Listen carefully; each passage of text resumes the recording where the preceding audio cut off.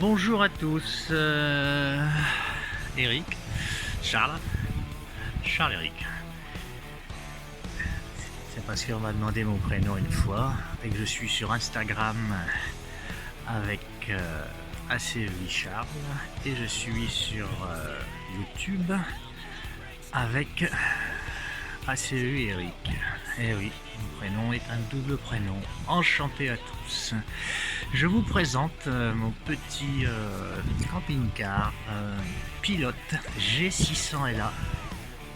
C'est donc l'Aventura de 2014 que j'ai acquis après des déboires avec un camping-car Ford, donc beaucoup.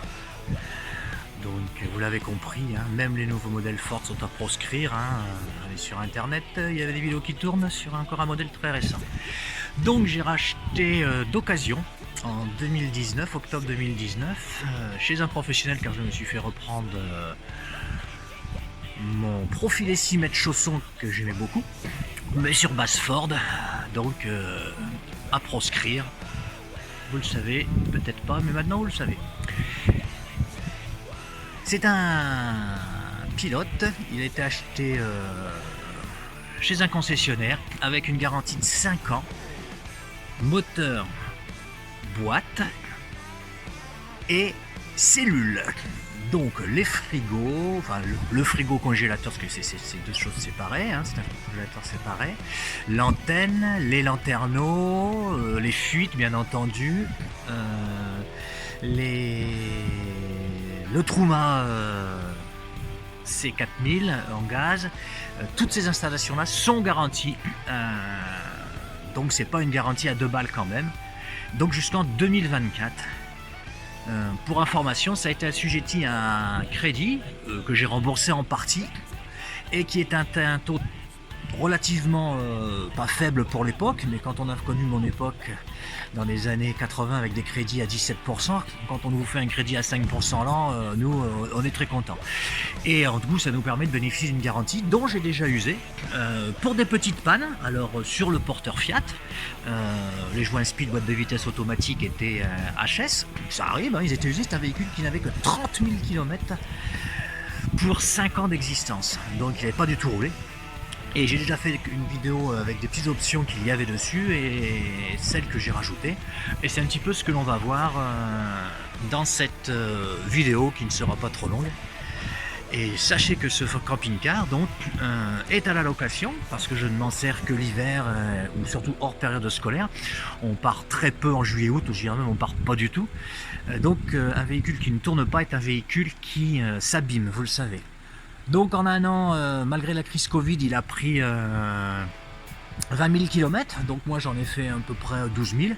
Et mes amis locataires, car ce sont des gens que l'on côtoie après, qui en échangent, et ben voilà, on fait le restant des kilomètres.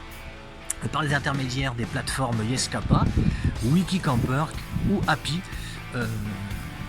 J'ai mis une annotation sur la location sur Périplessis, leur chaîne YouTube et Insta. Ne jamais aller chez Campanda. Jamais, il y a des gros problèmes, ils ont une instance, un truc juridique en cours, enfin je peux pas en parler. Voilà. Donc ce petit pilote, c'est un intégral de 5,99 m de long, donc très compact. Nous sommes deux avec 3 petits toutous et un chat, donc ça nous convient très bien. Il fait 2,30 m de large et avec les accessoires qu'il y a sur le toit, il fait 2,96 m de haut, donc c'est parfait. Alors vous constatez qu'il y a un auvent qui fait un peu plus de 4 mètres, c'est un F455, j'ai mesuré, on a 4 mètres et des poussières, il fait pas vraiment 4,50 m.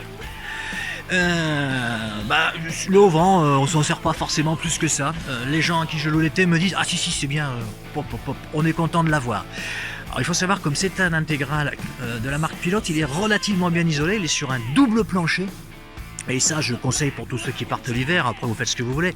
Mais l'avantage, c'est que vous avez toutes les eaux usées, les eaux propres, la tuyauterie, tout est hors gel. Et j'ai fait une vidéo là-dessus sur le plateau de Veille. Après, je suis parti en Andorre par -10. Pas de problème. Donc, on va faire le petit tour extérieur et on terminera par la soute à gaz parce qu'on va commencer par juste après la porte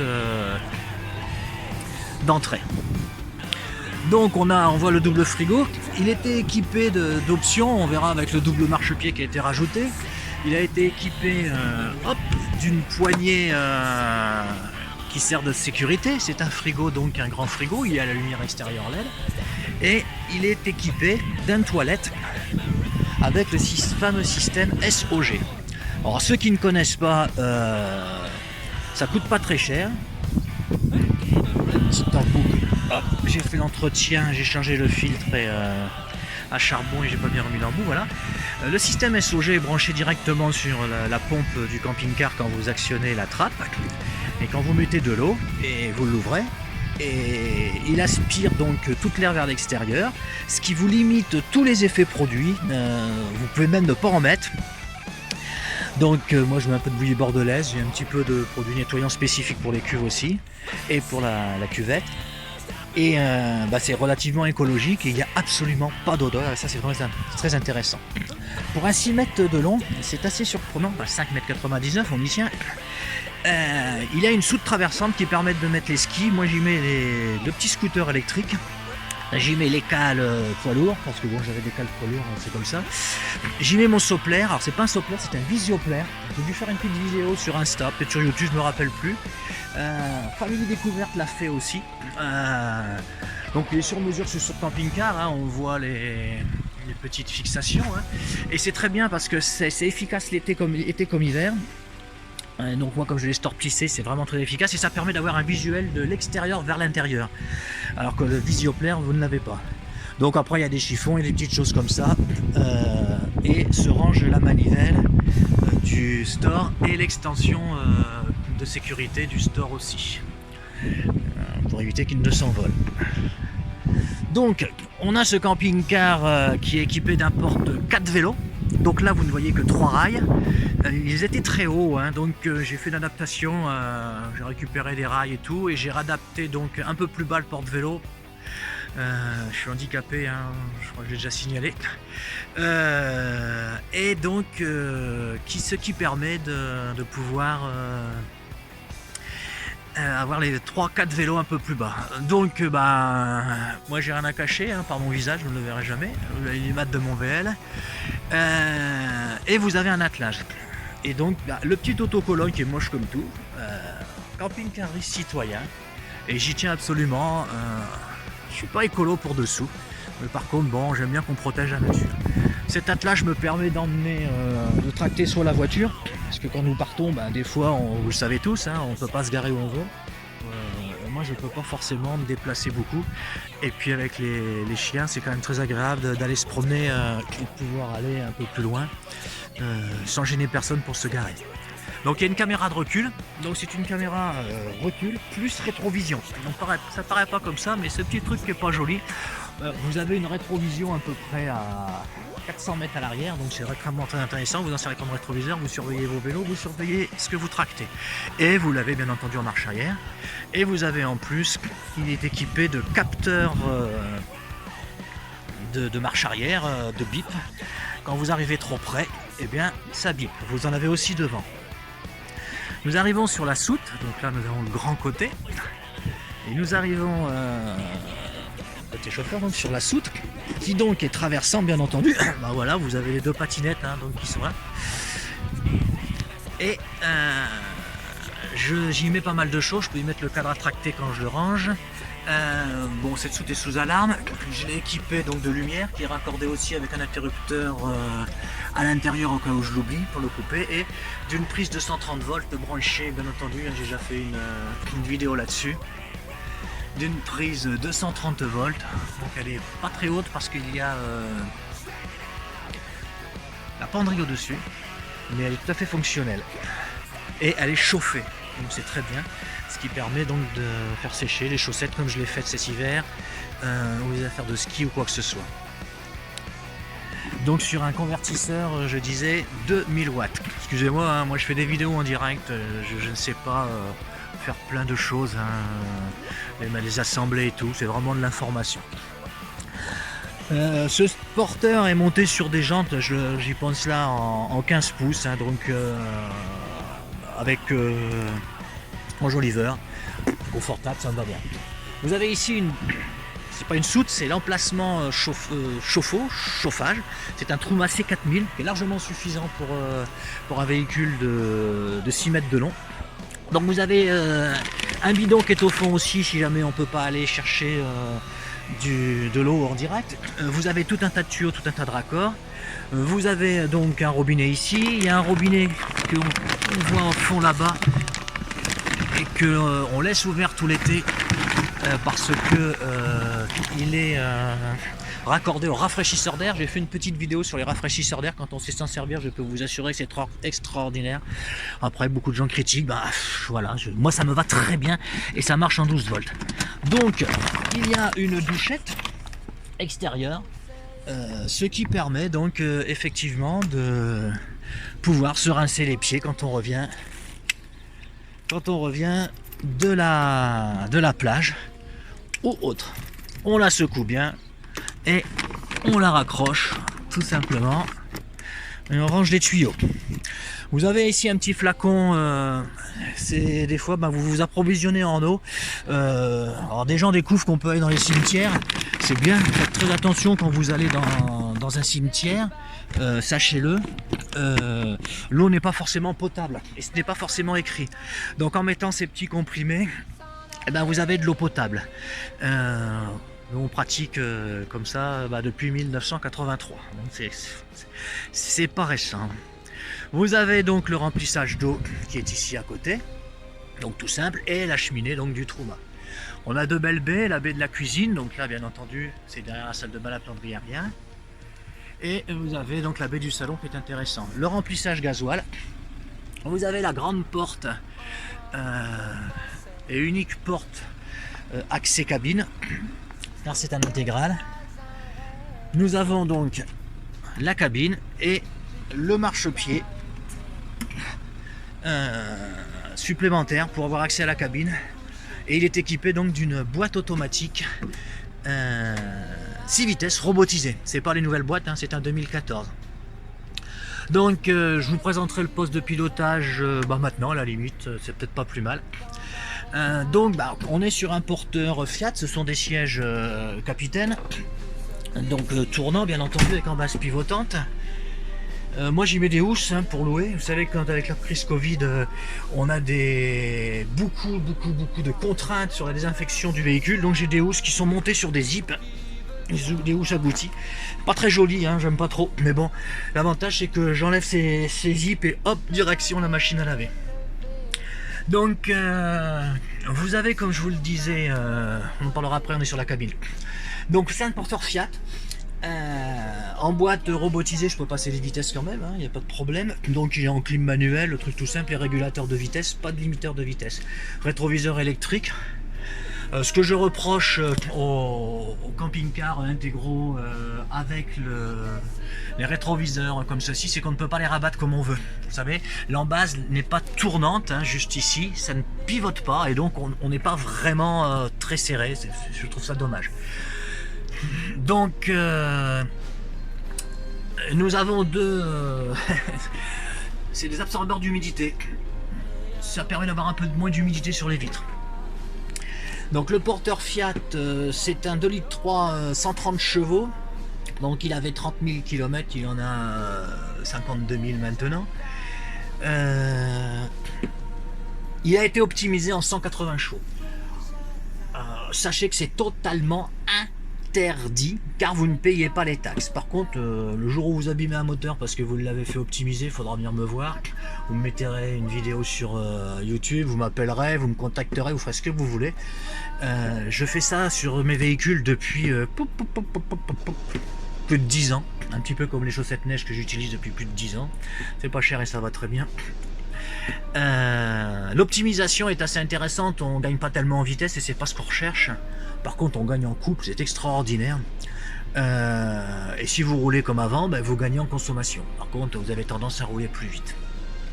Il est équipé, ce camping-car, donc d'un autoradio double DIN sur lequel il y a le GPS, sur lequel il y a un lecteur DVD aussi, la radio, le Bluetooth et ainsi de suite. Et donc vous avez aussi, je viens de mettre les bips en fonction pour l'avant car j'ai pas pu les brancher sur la boîte automatique. Par contre, quand vous êtes sur l'arrière, je passe la marche arrière et donc les bips de recul et la caméra de recul se met en fonction bien entendu instantanément. Et vous avez aussi donc une vision que quand vous mettez l'autoradio en marche, vous appuyez dessus et vous avez la vision en roulant.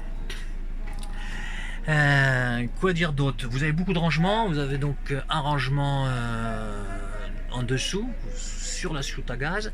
Vous avez une boîte à gants qui est ici. Vous en avez une qui est ici. Vous en avez une qui est ici. Donc il y a quand même pas mal de rangements. Alors moi j'ai un GPS intégré, j'ai un deuxième GPS car des gens ne savent pas se servir du GPS Clarion et ça les bloque un peu, donc j'ai un deuxième GPS aux dimensions du véhicule, avec remorque ou sans remorque. Et après bon, je mets mon téléphone ici, car je m'en sers aussi pour filmer un petit peu, j'ai fait des vidéos sur rouler sur la neige, et donc je filmais avec le téléphone, je fais tout avec le téléphone. Et puis comme on est presque sur un poids lourd, 5,99 m de long, 2,30 m de large, 2,96 m de haut et 3 tonnes de tout plein fait, tout le monde à bord. C'est l'avantage de ce petit camping-car, c'est qu'il est très léger. Je l'ai pesé au maximum à 3 tonnes 2. J'avais pas fait toutes les courses, donc il me reste de la marge de manœuvre. Si vous voulez peser vos camping-cars, vous tapez RAGT sur internet. Ce sont des... J'ai perdu le nom, ça va me revenir. Un groupement de paysans, et paysan n'est pas péjoratif étant fils de paysan, et je tiens à ce terme. Eh bien, vous pouvez peser vos camping-cars. À peu près une marge de manœuvre de 50 kg à peine, c'est entre 45 et 50 kg. Et vous faites le plein, vous chargez, vous pesez, et vous avez le poids total. Quand vous faites peser par la maréchaussée, il pèse le poids total par essieu. Donc logiquement, vous êtes bon quand vous pesez le poids total complet de votre camping-car. Puis comme c'est un poids lourd, on se fait plaisir. On a un petit klaxon poids lourd. Ça me rappelle ma jeunesse, quand j'avais le van T3, c'est ce que j'avais fait. Je vais donc redescendre, et je vais même couper le moteur. Et là ça a bipé parce que je dois mettre la première. Et je coupe le moteur, car on doit impérativement arrêter le véhicule avec boîte automatique. La petite marche est très pratique. En première. Donc on a parlé du porteur. Alors quand on dit qu'on n'a pas de souci avec un Fiat, moi j'ai pas de souci avec le Fiat, par contre j'ai des soucis avec les options pilote. Pilote a mis donc des LED, feu diurne, qui ne fonctionnent plus. Et comme c'est un boîtier spécifique qui alimente en 6 volts ou 5 volts les feux qui sont en bas, je me suis rebranché sur le réseau d'origine et j'ai rebalancé des LED à l'intérieur. Et ça par contre je n'ai pas pris dans la garantie, c'est tout ce qui est électrique. Vous avez pu remarquer que le Storban est branché sur raccordé, branché, c'est pas vraiment le mot adéquat, fixé sur la carrosserie. Oui, ça quand il y a un petit peu de vent, j'ai pas de surprise. Alors comme je vais vous montrer la soute, je vais tout simplement enlever mon petit papillon qui est ici. Bon, ça c'est du système D, faites ce que vous voulez, c'est du système D. J'enlève, hop, ici je dévisse un petit peu. Attention, je prends deux fois en même temps. Et je vais en direct. Et vous avez pu voir à l'envers.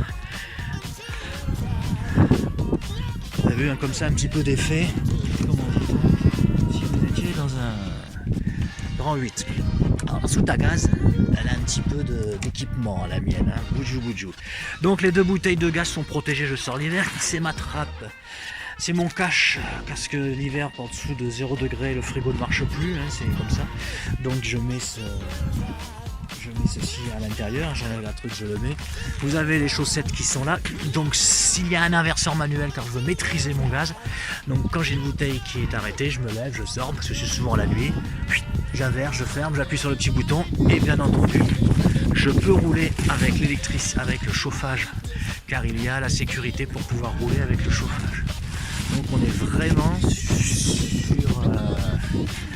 sur du top sécurité. Sur du top sécurité. Et l'électricité. Je ne vous parlerai pas de mon fonctionnement avec les bouteilles de gaz. J'ai fait une vidéo avec Famille Découverte sur le GPL. Nous faisons une opération qui est strictement interdite en France, autorisée un peu partout. Donc, nous avons la porte.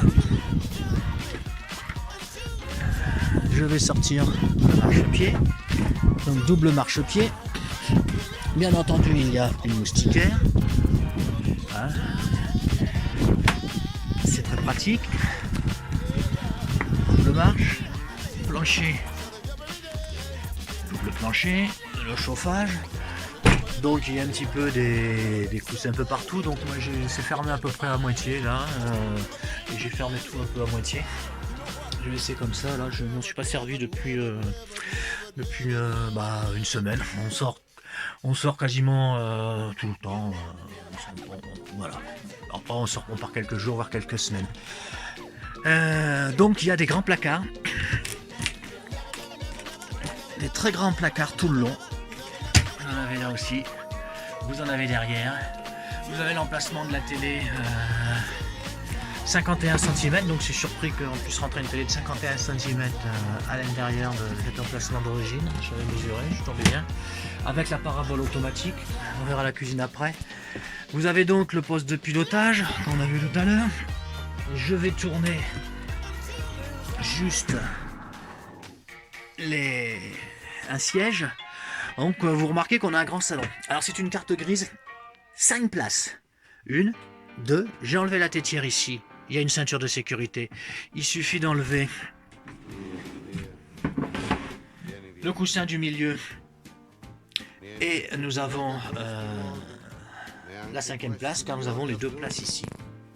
Oh, mon doigt. Voilà. Donc la table, j'ai modifié parce qu'elle était un peu pliante. C'était le bazar pour la baisser, car c'est un 4 places couchage. Donc on est bien entendu sur un couchage que l'on fait quand on est 4 ici. On rabaisse la table et tout, donc j'ai fait quelque chose de plus pratique. Et surtout pour pouvoir bouger la table, beaucoup plus pratique. Voilà, et je viens la coincer quand je roule par une petite manette en dessous.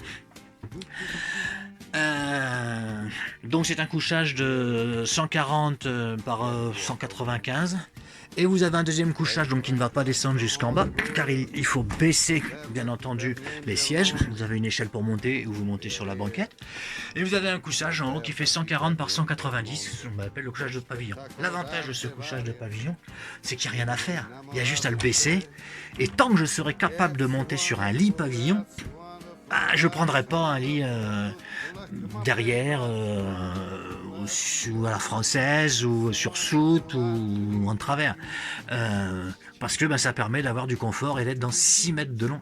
C'est l'avantage et je ne veux surtout pas d'un 7 mètres, mais ça c'est mon expérience et c'est ce que je souhaite. Donc ce couchage est vraiment très très pratique et ça permet, comme vous l'avez remarqué, de laisser libre tout le salon qui peut bien entendu accueillir 1, 2, 3, 4, 5, 6, 7 personnes sans aucun problème. Et on en a fait l'expérience le week-end dernier avec des amis. Ils étaient venus avec leur camion et puis à 18h tous confinés. Bon, on a attendu les livraisons de pizza et puis on était à l'intérieur de celui-ci à l'aise. Alors vous avez ici, je ne ferai pas une vidéo sur le régulateur des panneaux solaires, j'en ai déjà fait une. Vous avez la soute à chaussures qui est en partie utilisée pour les batteries. Il y a une vidéo dessus. Bon, je ne saurais pas vous mettre les liens donc je ne le ferai pas. C'est un lanterne Remis. Ah, j'ai oublié de vous montrer. L'avantage donc de ça, c'est de pouvoir, bien entendu, fermer rapidement tous les rideaux. Il faut savoir que l'avantage des rideaux comme ceci, c'est que c'est été comme hiver, c'est génial. Le froid ou le chaud reste emprisonné de l'autre côté. Donc c'est vraiment quelque chose de vraiment très bien. Et c'est plus pratique que des rideaux classiques à utiliser. Vous venez de le voir, j'ai pas mis le troisième bien entendu. Donc ce camping-car est équipé d'un extincteur, il y en a aussi dans la soute à gaz. Des ports USB que j'ai rajouté un peu à droite à gauche, des aérations. Vous avez deux petits coffres ici, je vais vous en montrer un, qui sert de rangement. Vous avez un autre coffre qui n'est pas pratique d'utilisation, ce qui est ici. Donc là, et là moi ici je mets la caisse du chat. Et j'ai rajouté, alors effectivement c'est pas la même couleur de bois, c'est de la récup. J'ai rajouté une gaine que j'ai fait sortir ici. Voilà, on en voit le petit trou un petit peu au fond. De chauffage, car me demandez pas pourquoi. Et ben il n'y a pas de sortie chauffage dans tout l'espace cabine. Ce qui fait que l'hiver, l'été vous en rendez pas compte, l'hiver, vous sentez le froid qui remonte malgré les tapis isolants, plus les tapis que j'ai rajoutés dans la cabine. Donc là on est tranquille. Après quelques rangements que j'ai refait un peu en plus, la lampe, ma canne, enfin voilà. On a donc le tableau de contrôle qui n'est pas électronique, qui est classique, donc j'étais obligé de rajouter bien entendu pour les batteries lithium.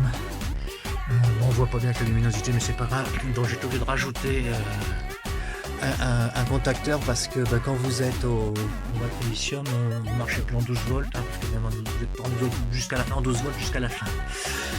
On a donc un frigo congélateur qui marche aussi en 12 volts, je l'ai branché sur les panneaux solaires, donc c'est très intéressant. Tiens, ma petite bouteille d'eau, c'est pareil, donc on est à moins 18 degrés, donc on est sur de la vraie congélation. Vous avez un four grill. Oh, je vous le dis honnêtement, c'est une merdasse. Mais alors une merdasse de chez merdasse. Je voulais mettre un four et c'est un peu le bazar à démonter. Il y a pas mal de choses. J'ai peur d'avoir des gagnements et tout. Du coup, j'ai tiré une ligne et je me suis remis un four grill micro-ondes ici. Comme j'ai de la puissance en électricité avec les panneaux solaires, ça me va très bien, ça me va très bien. Donc on a des patères ici, vous en avez là un petit peu, et on a le coin cuisine. Donc on a encore un coffre ici, dans soute.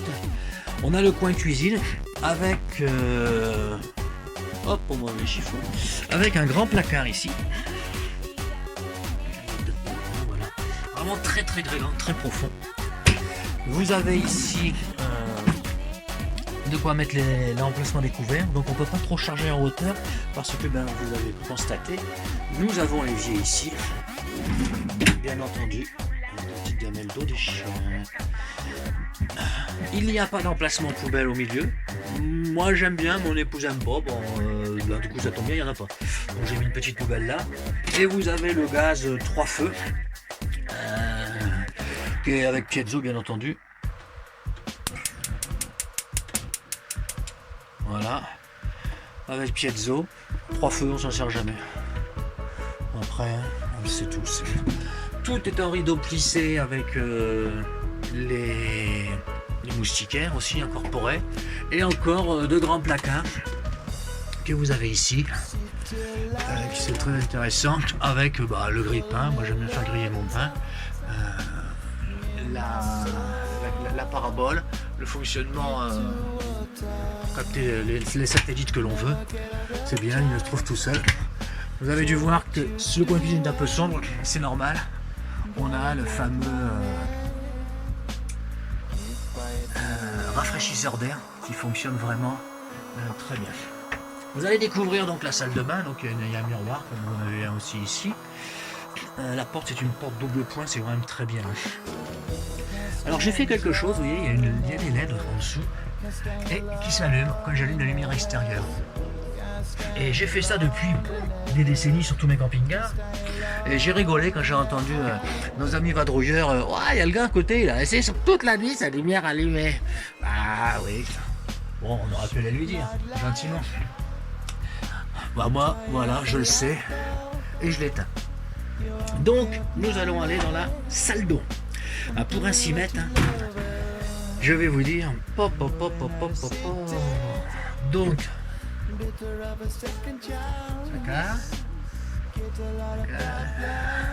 vous le montre, faire un peu de rangement, la petite vasque,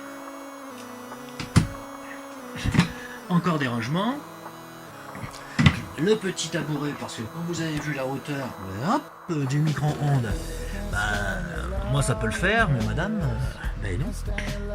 On l'a remarqué, le véhicule est sous alarme aussi, hein, partout. Très intéressant. Je mets ma table extérieure ici, car dans la soute, ça me gêne. Et là, c'est très bien. Elle ne gêne absolument pas. Donc on a les rideaux plissés, les stores Remis. Donc nous avons les lumières, j'ai mis un petit peu de LED bleu, j'aime bien. Et vous avez le toilette, avec donc le système SOG. Quand vous ouvrez, on entend le petit moteur qui fonctionne. Et la douche. Alors, la douche qui est sympa, une tringle hein, pour faire sécher un peu de linge, moi je mets dans le placard où je le pose et ainsi de suite. Le bac à douche, comme tous les bacs à douche post-formés, c'est de la merde. Donc ça par contre c'est pas pris en garantie dans les 5 ans. La garantie ICAR ne prend pas le bac à douche dedans. Oui c'est logique, ça pète tout le temps. Donc il y a eu une réparation qui a été faite par-dessus. Par contre moi je l'ai complètement démonté, j'ai tout démonté la douche et j'ai renforcé par en dessous. Donc ce qui fait que ça m'a coûté 4 heures de travail, ça je vous l'accorde. Par contre ça m'a coûté 10 euros. Donc la douche est très grande hein. Et nous avons aussi un grand placard auquel j'ai mis une petite lumière de manière à voir un petit peu, bon là il fait jour. Il y a mon aspirateur de maison. Branché, je branche sur la prise pour le recharger ici. Nous sommes deux, la penderie nous convient tout à fait. Il faut savoir que même si c'est un cas de couchage, c'est un camping-car qui est vraiment fait pour deux. Avec donc les étagères, le petit filet qui va bien. Hein, ceux qui roulent, ils le savent pourquoi il y a un filet, surtout quand une étagère se projette vers l'avant. Et j'ai repercé deux petits trous pour récupérer la chaleur du chauffage dans la soute qui était un peu trop importante. Peut-être que j'en ferai un troisième, mais 2 trous c'est pas mal. Ça me permet de chauffer un petit peu cette soute qui a tendance par moins 10 à descendre à 5-6 degrés. Donc, alors que là du coup ça reste à 12-13 degrés. Voilà, c'est la présentation de ce camping-car pilote G600 LA. Je tenais à vous faire cette vidéo car pour un couple avec un enfant pour se promener une quinzaine de jours ou 2 enfants c'est pas mal. Après faut pas vivre toute l'année là-dedans. Enfin, à 2 peut-être, mais faut vraiment beaucoup plus de confort quand on vit à 2 dans un camping-car. Alors moi il y a tout le confort hein, mais on est quand même dans un espace qui se retrouve réduit. Et donc ce n'est pas fait pour une vie nomade à temps plein. Je ne pense pas qu'un camping-car d'ailleurs soit vraiment fait, à part les trucs à 100 000 balles, pour vivre toute l'année dedans. Et c'est bien aussi de temps en temps qu'il se repose un peu. Voilà, présentation donc de ce petit pilote. Je vous remercie de cette visite. Allez, tranquillou.